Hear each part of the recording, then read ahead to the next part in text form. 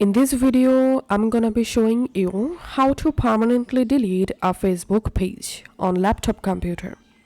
So on your computer, open the Facebook and log into your Facebook account. Now we have to switch to our Facebook page. So click on your profile photo at the top right, and here you will find your pages. You can click on see all profiles, and here you will find all of your pages.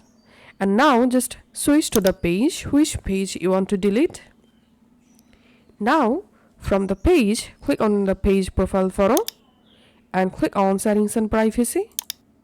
Click on settings. In this left hand menu, scroll down and come to your information section. Here click on access and control,